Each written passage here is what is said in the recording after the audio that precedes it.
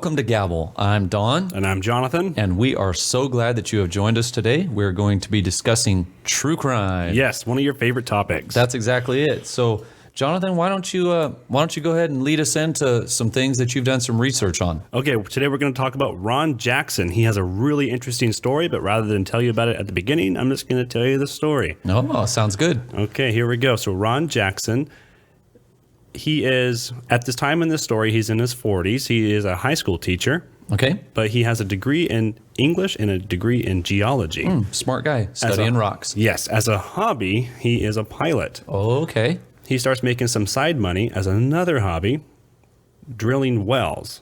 So he has the equipment to drill. Sorry to interrupt, but as in like a water well? Yes, Okay. water wells. So Go ahead. people who live in like a rural area or even whatever, they need a well. So he would drill it for them and charge them. Got it. Well, he found out he can make more money drilling for oil using some of the same equipment he already owned. Okay. But there was no oil where he was at in Georgia. He was in Atlanta, Georgia. So he drove down to Texas to use his drilling equipment to drill oil in Texas. Make that money. He made a lot of money doing this. Okay. But the price of oil dropped in the United States, and it was no longer lucrative for him to do that. So what he started to do was combined his flying hobby, and he would fly down to Texas. But even though he flew and didn't have to drive in his car, he still wasn't enjoying it, wasn't making enough money for what he was doing. But he heard there was oil money to be made down in South America. So he takes his airplane, packs up his drilling equipment, flies down to South America to drill for oil down there because he heard there's still a booming market for it. Oh, like in places like Venezuela, Yes. Colombia. Venezuela actually has more oil than any other country in the world. Okay. So continue on. So he's going down there and he's approached by these people and they say, "Hey man, we want to buy your oil drilling equipment." He says, "Oh, I'm here to drill for oil." They say, "Hey, we'll pay this amount." They give him this number which is 10 times the amount what he paid for the oil drilling equipment. Oh, holy smokes. Okay. So he instantly agrees, sells his equipment, flies back to the United States, gets more, flies back down there, and he is just carrying little pieces of his equipment that he can fit on his plane and selling it. So now he's not drilling at all. He's just selling the equipment. Okay. Well, some people ask him what he's doing. He tells them he's flying from America and tells them what he's doing. He's making his money. Well, he's approached by these men who tell him, "Tell you what, man, how about we give you some packages? That way you can make money flying both ways. You take some packages from South America up to North America. Import. Yes, make money both ways." That's right. Well, he asked these gentlemen, "Hey, what do you want me to take up there?" He's like, "Oh, these small packages, just a couple inches, 6 inches by 2 inches. They weigh about 2.2 pounds. And Ron realizes they're talking about a kilo of cocaine. So he says, "No, I don't want nothing to do with that. I'm making good money doing what I'm doing."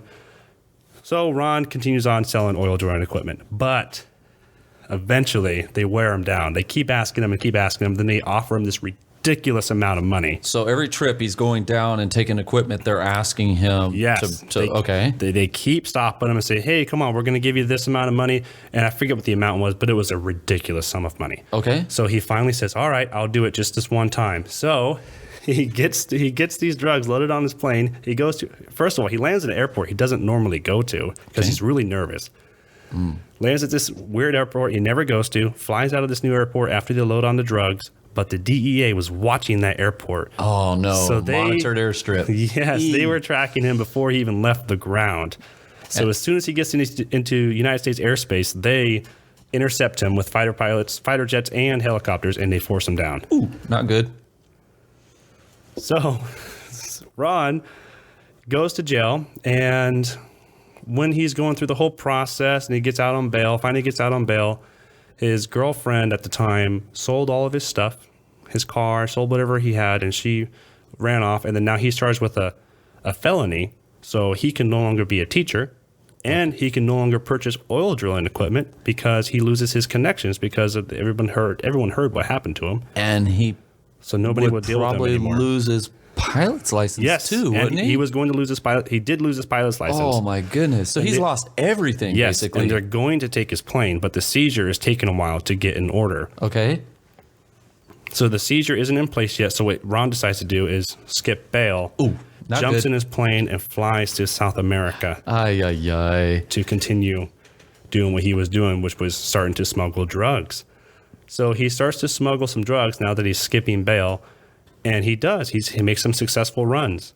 But eventually, he makes bigger and bigger runs, and he eventually gets caught. Okay, so but before you do that, isn't this the same guy that like on his second or third trip, he lands in the Caribbean somewhere because he's having engine trouble and his plane he tries to land, but his landing gear wasn't down. Oh, okay. And he ends up, inadvertently crash lands, flies end over end, tumbles on the ground. He had a buddy with him. They both emerge out of the crash unscathed somehow. wasn't there like a fireball and it ended up in the plane ocean exploded, or something? Oh yeah. It was a mess. But he was unhurt. He was unhurt, and so was his buddy that was with him. Okay. So they survived that. They go back to the cartel, explain what happened. They give him another plane because he's making so much money for them. So he's basically a hero to the cartel at this point. Well, yes, because he ran from the police. He wasn't a snitch. He didn't tell them anything about the cartel operations. Okay. So they were trusting this guy. They held him in high esteem because he kept his mouth shut. Well, then he gets arrested again, and he actually serves time this time for his initial drug run. They didn't know about the subsequent runs. Okay. So he serves his first stint in jail, and he doesn't snitch again. Oh, wow. So he keeps his mouth shut, serves his full sentence, and the mafia really pays attention to how much of the sentence you serve. The cartels, yes. Or the cartel, rather. So if they see that you get out early or you're out on probation early, they know, hey, he probably cut a deal with the police, and they don't trust you. Oh, okay. So he obviously didn't cut any deals because he served his full time, comes back to the cartel, and starts running from him again.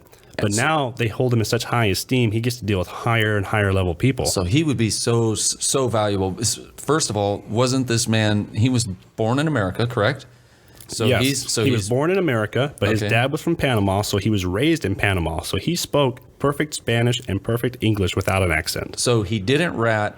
He's got a pilot, or he is a pilot, whether he has his license or not at this point. He probably doesn't, but he's got a pilot's license. He's an American who speaks perfect English, who speaks perfect Spanish. What an asset to the cartels. Yes, he was very valuable because if someone questioned him, he spoke in perfect English, and the police didn't think, oh, this guy's an American, so he's probably not a drug runner. First impressions. Mm-hmm. So eventually, he makes so many successful runs that he starts reporting directly to Pablo Escobar, who was the head of the cartel yes. at that point. Okay, he basically controlled Colombia, if I'm not mistaken. Yes, he did. In fact, didn't he run for president of Colombia at one point? I believe he did. I mean, I could be wrong on that. Don't quote me. Yeah, I don't know, but I do know he was the head of the cartel for sure, and Mr. Ron Jackson was reporting to him directly. So he gets a load of cocaine directly from the head of the cartel, and he's flying back to America on another drug run. But he flies too close to Panama. Oh, okay. And the Panama authorities intercept him and force him down. Ooh, okay. Now, the guy that runs Panama, his name is Manuel Noriega. Okay. Manuel Noriega says, hey, man, whose cocaine is this? And Ron says, oh, that's Pablo Escobar's cocaine. And Ron was thinking, okay, if I tell this guy it's Pablo Escobar's cocaine, he's going to let me go. They'll leave me alone, yeah. And he didn't. Manuel just said, no, it's not. That's my cocaine. And not only that, but you're going to take my cocaine and you're going to deliver it to my people in the United States. Ah. And you're going to do this because I'm going to keep your buddy here, and we're going to keep him, and you're going to come back to get him once you're done. Oh man! So they held him hostage. Yes, they held his friend captive, and they sent him on to stole the drugs. Right, made him deliver them to their people. So if we ever go to Panama, they're keeping you. Yes. Don't go to Panama. If you have an airplane full of cocaine. Yes. So once Ron returns to get his buddy, Manuel, he successfully makes the run.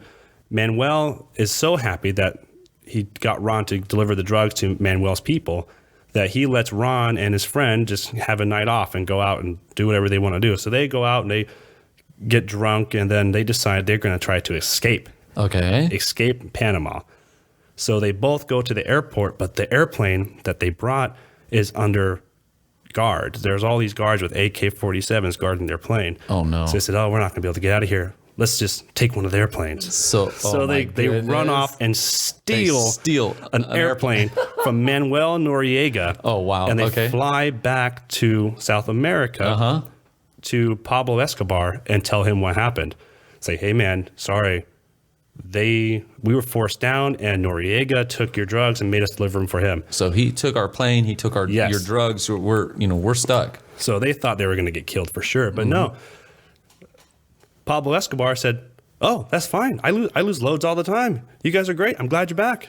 Oh, wow. So Can you basically, start making runs again?" Again, they were heroes. Yeah, to the cartel. They came back. They lost one load. He wasn't even mad. He trusted this guy entirely because this guy, no, he wasn't a snitch. He didn't talk to the police the entire time he stayed with them. Didn't cut any deals. And then Didn't cut any deals with Manuel Noriega. He only did what he was forced to do with Manuel Noriega, and then now he's back to Pablo Escobar. So Pablo Escobar trusts this guy even more now. Okay. And not only Pablo, but other people in the cartel trust him as well. So he smuggles drugs directly for Pablo Escobar until he finally gets caught again. And then he does some hard time and spends 22 years in federal prison. Okay. And that pretty much concludes the run-up of the story. So why don't you tell us about the rest of the story when Ron is arrested? So Ron is arrested. Yes. He's spending time in federal prison in Virginia. And from my research, while he was there was another young man that was placed in prison for drugs as well. The cartels had kind of ratted him out and seen to it that even on his first run, he got this long sentence. And so Ron feels sorry for that guy. Yes, and I forgot to mention, this is 20 years later. This is at the end of his sentence. He's been in jail for 23 years. So he's 60-something, or almost 60 years old, 61 years old. So from the research that I did, Ron feels very sorry for this young kid, 21-year-old kid, and decides to kind of be a jailhouse lawyer for him. So Ron writes a letter to the DEA and hands it to a man by the name of Pablo. Then Pablo Figueroa, who was a Metro Washington, D.C. police officer. Which was the arresting officer for the 20-year-old, right? That's right. Yes. And he says, hey, give this to the DEA. Let's help this guy. Well, Pablo Figueroa meets up with an FBI agent named Tim Clemente. Tim Clemente, this is in November of 1995, decides, hey, I know you're a Metro police officer for Washington, D.C., and you can't go outside of your jurisdiction, yeah. But why don't we deputize you? Let's go to this prison. Let's talk to this Ron Jackson. So they do that. They get their way in nefariously in some ways into the prison, giving the... Yeah, they just show up unannounced, right? That's it. So they didn't follow the procedure or anything like that. And finally, they have made their way to Ron Jackson. They speak to Ron Jackson. Did you write a letter? Yes. Hey, we want to help this guy out. We want to help you out. What can you tell us? And at that point, Ron Jackson says, well, I didn't know you were coming, but I have this little black book. If you'll let me go get it back in my cell, I'm willing to give you my black book if you're willing to help this other guy out. Yeah, they're wondering why they wanted to help the young man, right? And that's when Ron Jackson told them, I'm 61 years old. I've ruined my life. There's this young man. He's 20 years old, and he's doing hard time over a minor drug charge. And they told him they were going to appeal, but I think the cartel paid his attorney not to appeal. Yes. And basically, the guy got railroaded, and he's spending way too much time in prison for a minor crime. So I want to help him out. Yes. And the way I'm willing to help him out... Ron doesn't want that young man to end up like he did. Yes. Yeah. So he's like, the way I'm going to help him out is I will give you my little black book that I keep with me. And they said, well, let's see your black book. And he goes and gets his little black book, comes out, and the FBI agent opens the little black book. The first page that he opens it to is the E's, and the first thing he sees is Pablo Escobar's personal numbers, over 20 numbers. What? He had Pablo Escobar's mom's number, all these numbers. Now, Pablo Escobar at this point is dead, but still, all the connections that he had in this book, tons of cartel members that this guy, high up cartel members, Yeah, so that when Ron he Jackson was had doing worked all with. those things for the cartel, he was keeping track. That's crazy. That's exactly it. So he had worked directly for Pablo Right. Escobar, and so he says, "Hey, I'm willing to give you this little black book if you're willing to help out this 21-year-old that was arrested and given a hard time." So that comes to the point where they finally decide we're going to have to start seeing this Ron Jackson quite a bit. We want to work with him, so we've got to come up with a way to do this. And yet we don't know who knows what. We don't know where the cartels are. So we've got to work out a way to go to the prison, talk to him in prison without anybody knowing that he's talking to the FBI. Right. So they worked out a system that once a month or once every couple of weeks, this FBI agent would go into the hospital ward of the prison. He would say that he was a doctor. He would call for Ron Jackson. Ron Jackson, of course, Ron Jackson's almost going to be released. He's in his 60s. So, it makes sense that he would go to the doctor. It wasn't unusual that he would have several doctor's visits. Yeah, so he would go, and in one of the examination rooms would be this FBI agent, and they'd be in there, they'd talk to him, and then send him back on his way. So that way the guards even wouldn't know that he was cooperating. So one day a new guard, real quick story, one day a new guard goes and is he's supposed to be bringing Ron Jackson. However, when he comes walking into the hospital examination room, he comes in with this big, black, tough-looking guy. He walks in, and while he's sitting there, the FBI agent's like, oh no, this is the wrong guy. He brought the wrong guy to meet with us. So immediately he looks at him and real sternly he says, did you write a letter to the President of the United States threatening to kill him?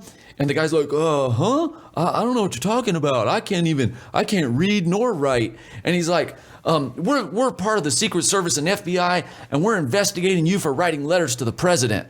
And about that point, the new guard realizes, oh no, I messed up. I brought the wrong guy. And so he goes, the guard says, oh, you're looking for a guy who writes letters? That's Ron Jackson. He had brought Roan Jackson. Oh. And so for the rest of Ron Jackson's prison sentence, he got the reputation in prison. They didn't know. They thought he was writing threatening letters to the President of the United States. Over that cover story that a guy thought up on the spot. That's exactly it. That's funny. So after he gets out of prison, and we could go into that, there's a lot of stuff with that. But to cut it short, when he gets out of prison, he's given to the custody of this FBI agent, Tim. And so they build this cover story, and they basically took two CIA, maybe four former CIA members who were actually pilots. And they bought an old plane, and they made this cover story that these two CIA pilots were friends of Ron. Remember, Ron is super trusted by the cartel still. He's never ratted. He's never got out early. He's always done all of his time. So they don't suspect They don't suspect a thing. So these two CIA pilots, they join up. They say that they're friends of Ron. So all three are working with Ron. And they go to Columbia, and they get a load, and they come back. When they come back, they work out this deal that basically we're going to have the FBI agent goes undercover. He says, hey, I'm working with Ron. We're going to start manufacturing plane engines, and we're going to bring them to South America, and you can put your drugs in our plane engines and bring them back. So the cartels are thinking, ooh, we have the perfect transport system. At the same time, they are telling the cartels, look, we've bought off all these government officials. We've turned a bunch of the officials corrupt. So we own the airports. We can get anything through the airports we want. We can get anything through the police departments we want. Well, yeah, they didn't buy nobody off. They are the police. Yeah, that's exactly it. But the cartels don't know that. And so the FBI, they go during this stretch, they go to Colombia, and they're finding these airstrips. They're working with the Colombian government. It took them 2 years. And the whole time they're building this trust with the cartels. And finally, the cartel said, okay, we want proof that you have corrupt people in the airports and the police, et cetera, et cetera, et cetera. And so to prove it, they said, all right, here's what we're going to do. You're going to send 2 kilos with somebody through Baltimore Airport, which is BWI. And we have the canine handlers there. So you're going to send your drugs through, and we're going to prove to you that we have the canine and we've turned them corrupt, and you're going to get through with your drugs. So sure enough, a guy comes. He's got 2 kilos in a bag. He comes up. The canine officer walks up to him. The dog sniffs. The dog alerts. but the canine officer just drags the dog off. He was an undercover officer, or a part of this. So he's playing along, looking the other way. That's it. And so it got through the 2 kilos, which the kilo, 9 inches by 4 inches, basically. Yeah, if the cartels had any doubts before, now they were sure yes. that these people were connected. These people are connected. We don't know how you've done it, but somehow you've corrupted society. And so they think that's great. So they said, all right, you did 2 kilos this time. Now we're going to send 17 kilos. We're going to put it in a suitcase and we're going to try it again. Let's see if you can get it through a second time. So sure enough, put it in a briefcase, put it in this carry-on. It's sitting there on the plane. The canine officer comes up. They start sniffing. Oh man, this guy's like freaking out. What are we going to do? Long story short, goes to baggage handling. The canine officer walks up with the dog again. The dog alerts. He barks. He sits down, does whatever he's supposed to do to let him know that there's drugs there. Mm-hmm. And yet the canine officer grabs the dog and walks away. So this guy has become the biggest cheerleader of Ron Jackson now. He's like, this smuggler, the courier. He's like, this guy can do anything. I was sweating bullets. I didn't know what to do. He actually goes and calls the cartels. And he's like, these guys are amazing. They must own these officers somehow. We don't know how they did it, because this dog came and sniffed my package. The dog alerted, it barked, and yet the handler just turned and walked the other way. So he's all ecstatic. He thinks it's great. Wow. Here's the problem, is now they've sent through right at... They've received the drugs. They've received like 19 kilos total of cocaine.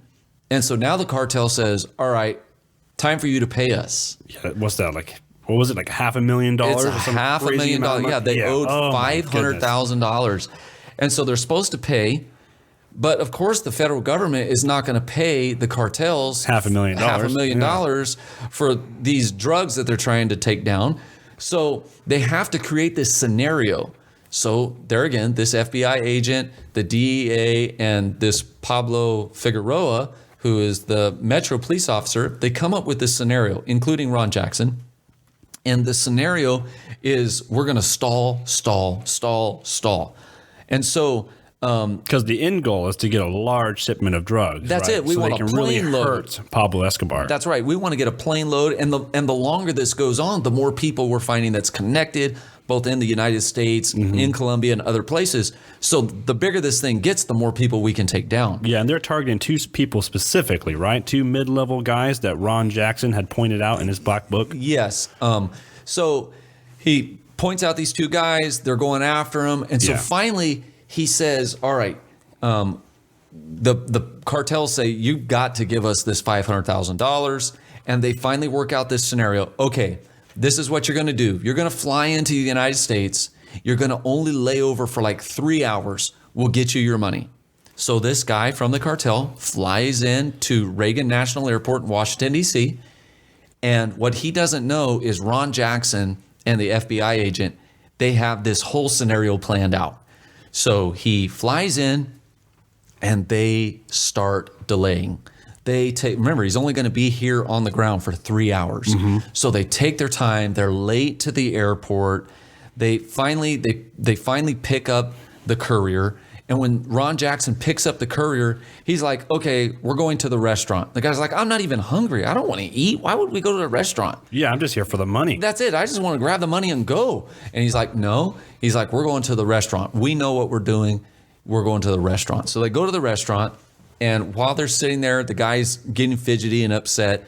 And Ron Jackson finally looks at him and says, we have control of everything. We control the airport. We've got your drugs through. Do you think we're stupid? Basically, not only do we have control, but your money is already in a locker at the airport.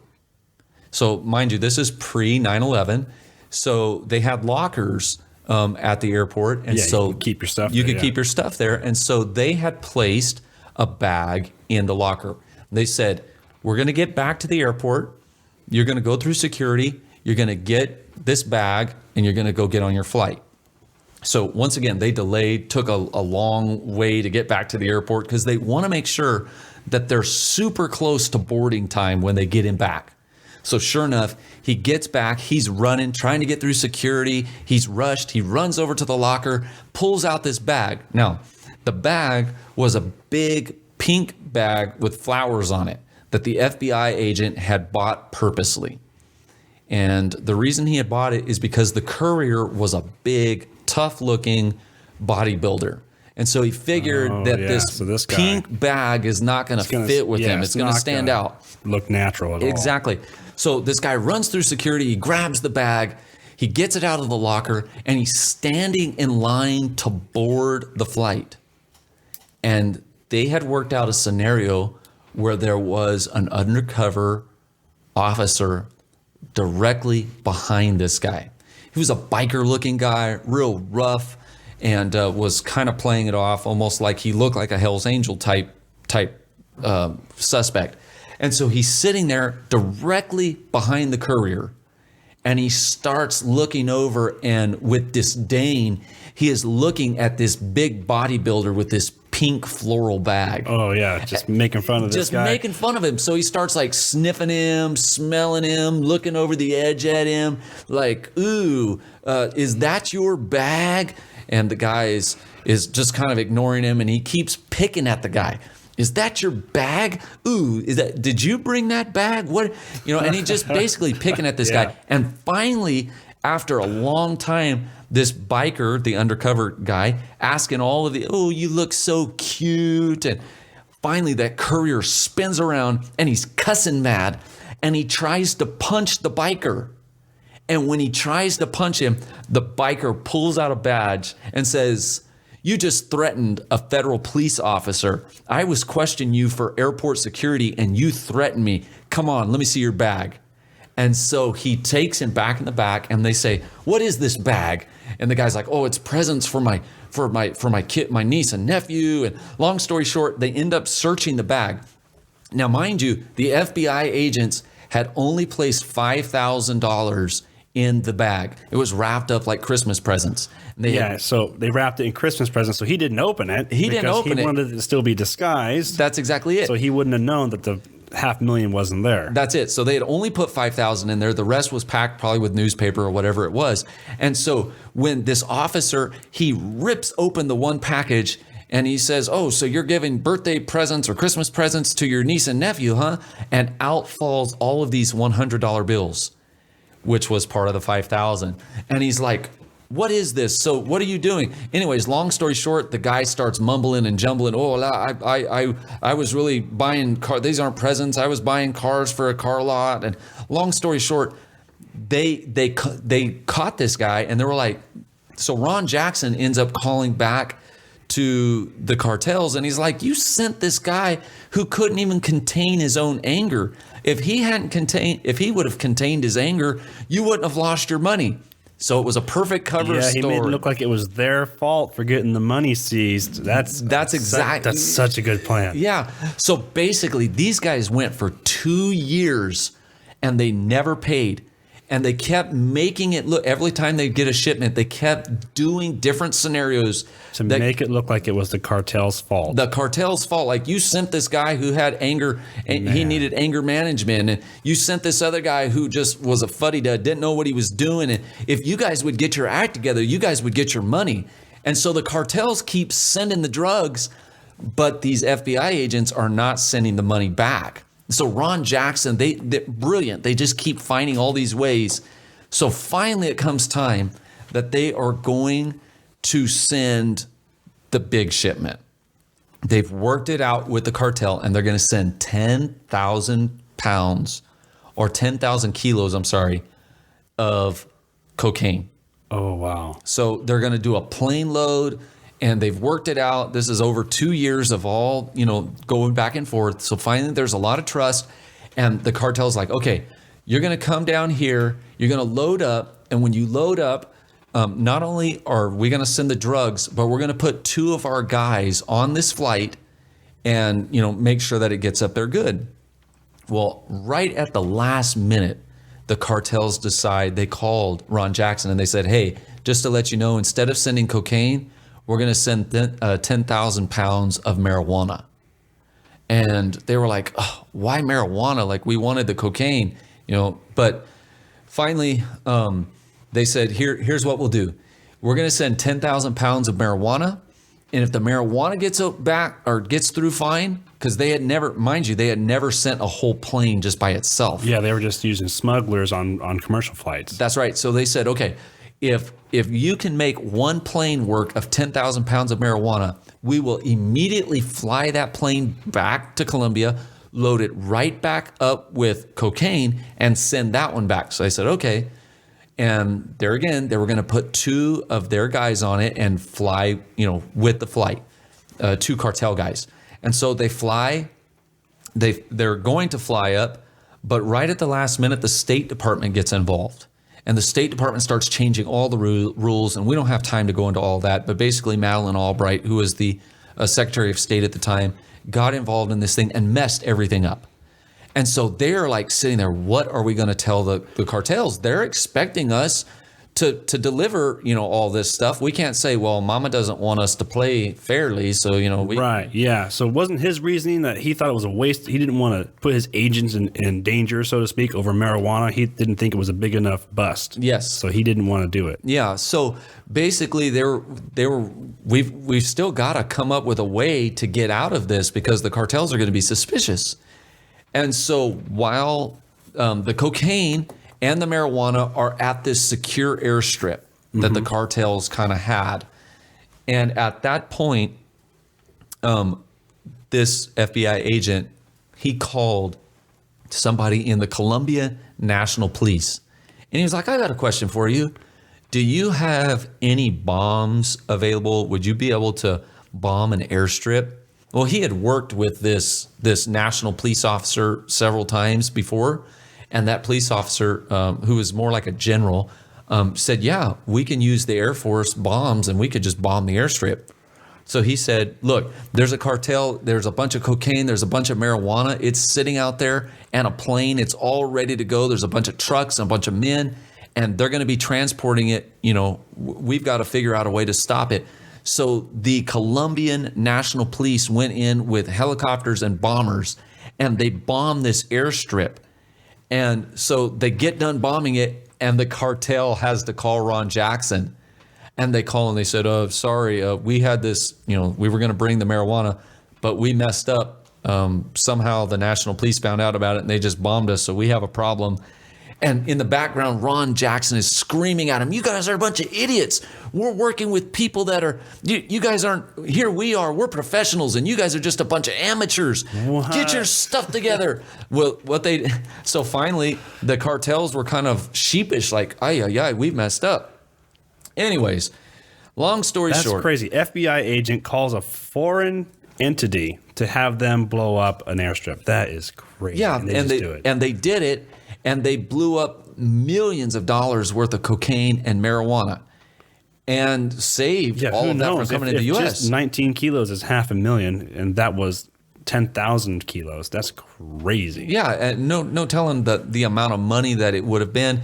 And so there again, who looks like the bad guys? The cartel looks like they're fuddy-duddies who don't know what they're doing. They had some sort of a leak, or someone found out on their end, and yes. That's why they got bombed. Yeah. So Ron Jackson's screaming in the background, what are you guys doing? Get your act together. When you finally get your act together, call us back and we'll talk. So they bought more time. Well, finally, after a long period of time, the cartel finds out what's going on. Oh, they finally wise up. They start figuring this out, that we're getting played. And so by this time... It only took over 2 years? 2.5 years, of never yes. getting paid. That's exactly it. Millions and millions of dollars. Man. And so the cartel, Ron Jackson at this point is living in a small cabin on the Potomac, the Potomac River. Mm-hmm. And so the cartel locates him. Oh, boy. And he gets a call that, hey, they're after you. They're coming in on you. And so Ron calls his handler, and he's like, there's a hit team coming. Save me. I don't know what to do. And so his handler says, get in the truck, drive east. Don't stop for stop signs or stoplights. No matter what you do, don't stop. We're going to catch up with you. The FBI is. Just keep on going till we catch you up with you, but don't stop for anybody else. Ooh, scary. And so he basically gets in his truck and he's just driving like a madman. At the same time, the FBI handler jumped in several vehicles with the FBI SWAT team, and they're going 120 miles an hour to catch up to this guy.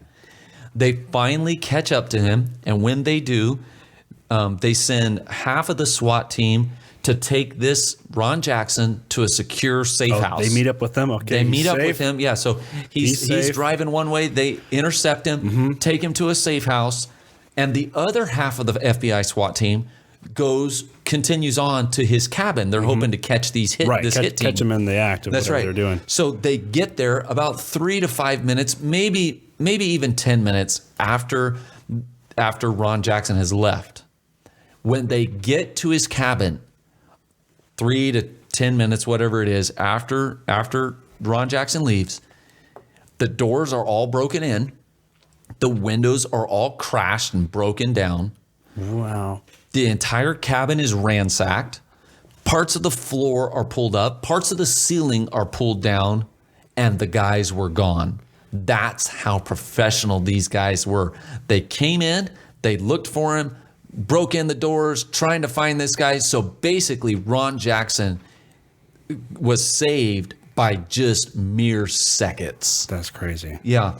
So long story short, he makes it. He helps out the FBI. Well, he's 63 now, right? And the FBI buddy continues to help him. He continues to help him, so much to the point that Ron Jackson ends up being brought to that FBI agent's house for the holidays. Wow. They become almost like brothers. They are so close, and Ron Jackson's life turns completely around. So you talked about how he lost his pilot's license, how he lost everything that he had. He had actually been in the Army, and so he was a veteran. He had lost all of his benefits. He lost everything. And so after he helped the FBI and did what he did and brought a conclusion to the case, this FBI agent helps him get his pilot's license restored. He got his medical and his VA benefits restored. Wow. And this Ron Jackson, he actually died in July of 2019. But when he died, he was buried with full military honors. And the cool part about it is his adopted son is now an FBI agent. That is an awesome story. Yeah. So basically, I guess the moral of the story is crime doesn't pay. That's number one. But bigger than that is no matter what kind of mess you get your life in, there is a way. Yeah, there's a road to redemption. There's a road to redemption. There's a way to get out of it somehow to where you can recover something. And it's just inspiring to me to know that no matter how bad he was, no matter how crazy things got, he still found a way to get out of it and help his country. He thought all hope was lost. You know, he thought he lost everything, but it all got restored. It did. It's incredible. Amazing story. Well, guys, that's the end of the Ron Jackson story. I hope you liked it. And don't forget to rate us 5 stars if you're listening on Apple Podcasts. Please. Yeah, we love hearing from you, and we appreciate all the reviews. Let us know what you think, and we will see you next week.